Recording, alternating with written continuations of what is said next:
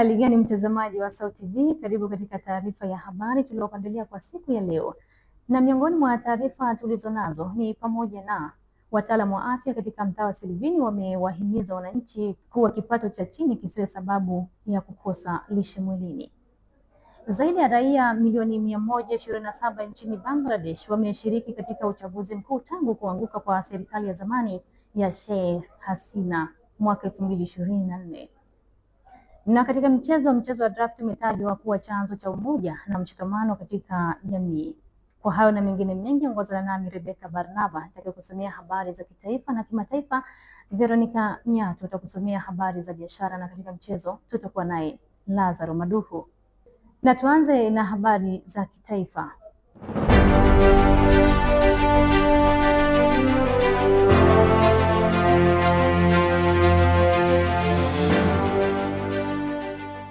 Tukianzia hapa katika ukanda wa Ziwa Victoria katika jiji la Miamba, kufuatia kauli mbiu isemayo wekeza zuia ukatili wa kijinsia, baadhi ya wananchi wa mtaa wa Silvini mkoani Mwanza wamesema watahakikisha uwajibikaji wa taasisi zinazoshughulikia masuala hayo. Hayo yamebainishwa wakati wa mahojiano maalum na SAUT TV Habari, ikiwa leo ni siku ya kimataifa ya kuzuia ukatili duniani. Na wataalamu wa afya katika mtaa wa Silvini wametoa ushauri kwa wananchi kwamba kipato cha chini kisiwe sababu ya kukosa lishe mwilini na kupelekea athari kwa afya za watu. Mwanahabari wetu Salome Christian ametuandalia ripoti ifuatayo. Hivi leo ni siku ya kuadhimisha kupinga ukatili wa kijinsia duniani, ambapo siku hii imeanzishwa na Umoja wa Mataifa kila mwaka, ambapo siku ya leo ni tarehe 12 mwezi wa pili 2026. Kauli mbiu yao kuu wanasema kwamba wekeza zuia ukatili wa kijinsia. Na hapa nipo jiji la Mwanza, ambapo nimekutana na baadhi ya wadau mbalimbali, ambapo wameeleza namna kauli mbiu hiyo itavyoweza kusaidia katika kupunguza ukatili wa kijinsia. Kwanza kabisa sera hii ya mwaka 2026 katika dawati la jinsia, niseme ni kwamba inasaidia kubadilisha mfumo. Jambo la kwanza, inasaidia kukuza uelewa. Baadhi ya watu tunajua hawaelewi ni kwa namna gani watu wengi wanatendewa vibaya kikatili. Unapoelekeza kuhusu ukatili wa kijinsia, inasaidia kukuza ushirikiano ili kupata taarifa fulani juu ya ukatili wa kijinsia utakaofanyika tukio lolote. Lakini pia nimepata wasaa mzuri wa kuongea na kiongozi wa dawati la jinsia ambaye yeye ana haya ya kutueleza. Kutokana na kauli mbiu inayosema wekeza zuia ukatili wa kijinsia, inamaanisha kwamba pale ambapo unakuwa umewekeza sehemu fulani unasaidia kuzuia ukatili wa kijinsia. Jamii inapaswa kupewa elimu kutokana na ukatili wa kijinsia ili kuepukana na vitendo vile ambavyo vinakuwa hatarishi katika jamii ambayo tunaishi. Mfano, pale ambapo unakuwa na unyanyasaji wa kijinsia kwa upande wa wanawake pamoja na wanaume, hichi ni kitendo ambacho kinakuwa kinaleta madhara makubwa katika jamii, lakini pia inaleta imani potofu, maana watu wanakuwa wanaamini kitu fulani kwa maana kwamba kitu ambacho sio sahihi katika jamii. Na haya ni baadhi ya maoni ya wananchi na viongozi mbalimbali wa madawati ya kijinsia, ambapo wametueleza mambo mbalimbali kuhusiana na kauli mbiu hii na jinsi itavyoweza kusaidia kuzuia ukatili huo wa kijinsia. Salome Christian wa SAUT TV. Kula mlo kamili haihusiani na kipato cha mwanadamu, kwamba watu wengi kwa sasa wanahusianisha kati ya kipato walichonacho na kupata afya bora, yani mlo wa matunda na lishe kwa ujumla. Hivi leo nimekutana na mshauri wa masuala ya kiafya, yani daktari. Yeye anaweza katueleza namna gani mtu anaweza kabalance kipato chake pamoja na lishe au afya aliyonayo. Watu wengi wamekariri kwamba akiwa ana kipato kidogo hawezi akapata mlo kamili, lakini hicho ni kitu ambacho wananchi wengi wamejitengenezea mazingira ambayo sio, lakini inawezekana ukawa na kipato kidogo na ukapata mlo kamili. Lakini tumekutana na baadhi ya wananchi ambapo wao wanaweza wakatuhusianishia kati ya kipato na lishe, yani jinsi gani lishe inahusiana na kipato walichonacho, au kinaweza kuathiri vipi lishe yao. Kipato changu cha chini kinapelekea mimi kutokula lishe bora au kula vyakula ambavyo vinaelekezwa na madaktari. Mfano, wataalamu wa afya wanashauri usiku kutumia mboga, salad pamoja na matunda, lakini mimi kutokana na kipato changu cha chini inapelekea mimi kula kile kitu ambacho nakipata na sio kile ninachokipata. Na haya ni maoni ya wananchi kuhusiana na jinsi kipato kinavyoweza kuathiri lishe ya mwanadamu, yani afya ya mwanadamu, kwamba kipato hakiwezi kuathiri lishe ya mwanadamu, lakini hata kama una kipato kidogo, jitahidi kuwa na afya bora. Salome Christian, Wasaw TV. Ni ripoti yake Salome Christian. Hivi sasa tutazame taarifa kutoka viunga vya Chuo Kikuu cha Mtakatifu Agostino. Baadhi ya wanafunzi wa Chuo Kikuu cha Mtakatifu Agostino campus kuu ya Mwanza wameeleza umuhimu wa matumizi ya akili mnemba, ikiwemo kuwasaidia katika kukamilisha shughuli zao za kitaaluma kwa wakati. Wakizungumza na Wasaw TV Habari, wameongeza kuwa jamii inatakiwa kujifunza kuhusu matumizi sahihi ya teknolojia na kuachana na fikra potofu. Mwanahabari wetu David Kiaman ametuandalia undani wa taarifa hiyo. Mwanzoni mwa karne ya 20, mawazo mengi ya wanasayansi wa zamani pamoja na waandishi wa kifasihi yaliweza kuwa yanalenga zaidi katika kutengeneza mashine yenye kuwa na uwezo wa akili kama vile ya kibinadamu. Yaani nikimaanisha kuwa artificial intelligence, yani akili mnemba, AI. Lakini tunajiuliza, mawazo haya yanawezaje kusaidia katika sekta ya elimu? Na hapa ni katika Chuo Kikuu cha Mtakatifu Agostino campus kuu ya Mwanza. Na nimeweza kukutana na wanafunzi mbalimbali, wameweza kuzungumza juu ya umuhimu wanaopata baada ya kutumia AI, yani artificial intelligence, akili mnemba. Na haya ni mawazo yao. Kwa upande wangu mimi, AI inatusaidia katika mambo mengi sana, hususan katika urahisishaji wa kupata vitu mbalimbali. Mfano, saizi hahitaji kwenda maabara tukasome vitabu mbalimbali, ila nikiwa na simu yangu tu naingia kwenye AI namaliza kila kitu. Matumizi ya AI katika masomo kwanza yanarahisishia muda ambao ningekaa kuanza kufikiria au kwenda library kutafuta vitabu, lakini kupitia AI naweza nikaingia mtandaoni nikapata material mbalimbali na nikaweza nikasoma. AI inanisaidia katika mambo mengi, kwa mfano kuedit picha zinakuwa zinaonekana vizuri, brightness inaongezeka, clarity, but also AI inanisaidia katika kunielekeza jinsi maswali yanavyotakiwa kujibiwa. Kwanza kabisa matumizi ya AI yanasaidia katika kurahisisha, kuokoa muda, kwa sababu kitu ambacho unaweza kufanya ndani ya masaa 2-3 ukishaingiza kwenye AI ni kitendo cha sekunde tu, dakika chache sana. Majibu ya maswali yameshaweza kupatikana juu ya matumizi ya artificial intelligence, yani AI katika sekta ya elimu. Mimi ni David Dickson na hapa ni katika Chuo Kikuu cha Mtakatifu Agostino campus kuu ya Mwanza, na hii ni Wasaw TV. Mtazamaji, ripoti yake David Kiaman inatupa nafasi ya kupata mapumziko mafupi. Tukirejea ni katika habari za kimataifa.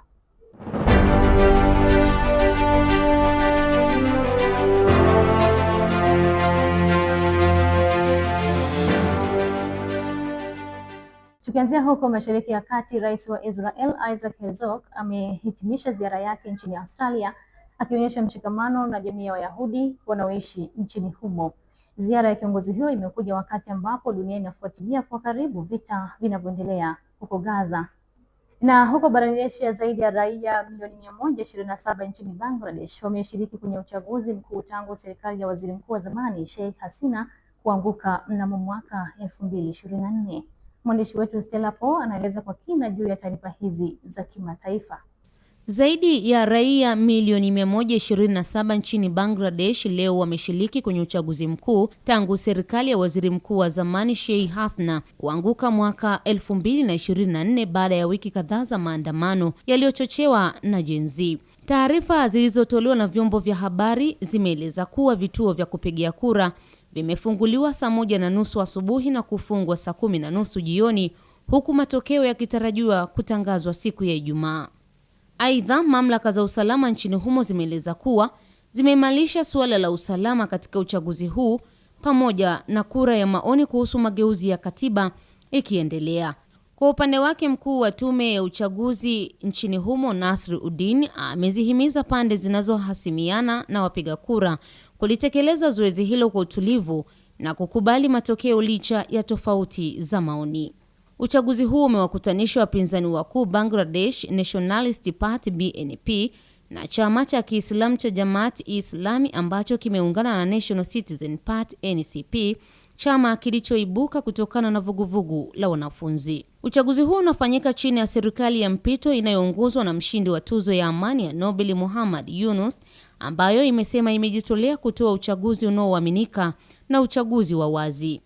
Kutoka huko nchini Australia, Rais wa Israel Isaac Herzog amehitimisha ziara yake ya kikazi ya siku 4 akionyesha mshikamano na jamii ya Wayahudi wanaoishi nchini humo. Ziara ya kiongozi huyo imekuja wakati ambapo dunia inafuatilia kwa karibu vita vinavyoendelea huko Mashariki ya Kati katika ukanda wa Gaza. Katika ziara yake, Herzog ameweka shada la maua kuwakumbuka waathiriwa wa shambulio la risasi lililotokea Bond Beach, akisisitiza umuhimu wa mshikamano na kupinga chuki dhidi ya Wayahudi. Hata hivyo, ziara hiyo imegubikwa na changamoto kadhaa, ikiwemo maandamano yaliyofanyika katika miji kadhaa ya Australia, waandamanaji wakipinga vikali sera za Israel na vita vinavyoendelea Gaza. Mvutano huo umeibua mjadala mpana nchini Australia, ukionyesha mgawanyiko wa maoni kati ya wale wanaounga mkono mshikamano wa Wayahudi na wale wanaopinga hatua za kijeshi za Israel. Rais wa Israel Isaac Herzog aliwasili Australia Februari 9, 2026 katika ziara yenye lengo la kuonyesha mshikamano kwa jamii ya Wayahudi wanaoishi Australia baada ya shambulio la risasi la Disemba mwaka uliopita lililoua takriban watu 15.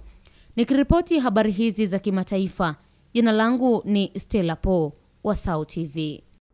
Ni Stella Po akitupitisha katika medali za kimataifa hivi sasa. Mtazamaji, tupate mapumziko mafupi, tukirejea tutaungana na Veronica Miatu atakayekusomea habari za biashara. Endelea kusalia nasi. Wiki hii kwenye The Comment, toa content mbalimbali ambazo binafsi zitanisaidia kwa namna moja ama nyingine kujitengenezea kipato. Ni fursa kubwa kwanza katika jamii kwa watumiaji. Ukisoma kile kitu ambacho najua kwangu kina manufaa. Asante. Asante pia. Kila Ijumaa saa 11 kamili jioni kupitia Instagram, Facebook na TikTok @SAUTTV_TZ.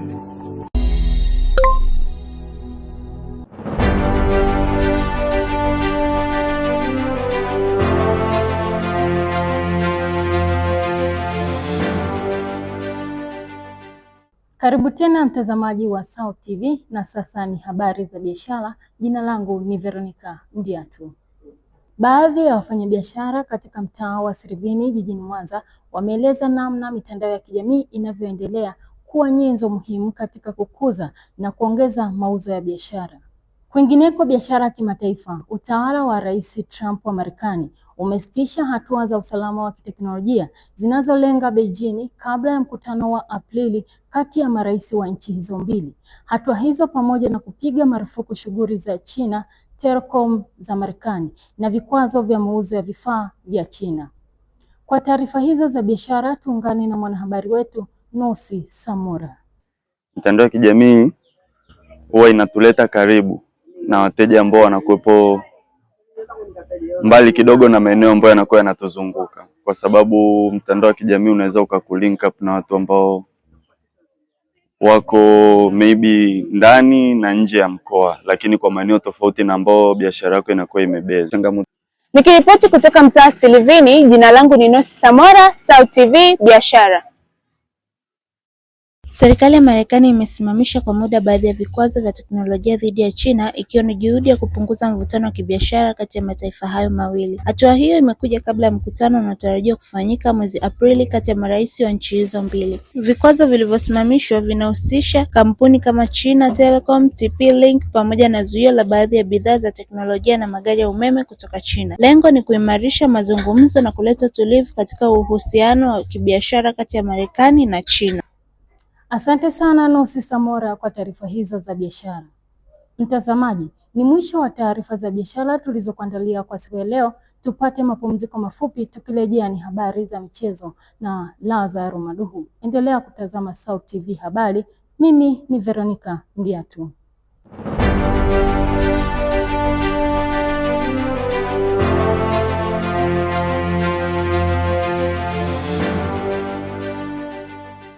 Ni matumaini yangu mzima wa afya wa mchezo mwenzangu. Karibu katika habari za michezo tulizokuandalia SAUT TV. Jina langu ni Lazaro Maduhu. Mchezo wa draft umetajwa kuwa chanzo cha umoja wa mshikamano katika jamii. Haya yanajiri kufuatiwa kauli za baadhi ya vijana katika wilaya ya Nyamagana mkoani Mwanza baada ya kufanya mahojiano na SAUT TV habari na kuongeza kuwa mchezo huo ni njia mojawapo ya kukuza uwezo wa kufikiri. Na katika rubaa za kimataifa, meneja wa timu ya taifa ya Uingereza Thomas Tuchel ameongeza mkataba wake kama meneja wa timu hiyo ya Uingereza hadi mwaka 2028. Kwa undani wa habari hizi za michezo, tuungane naye mwanahabari wetu.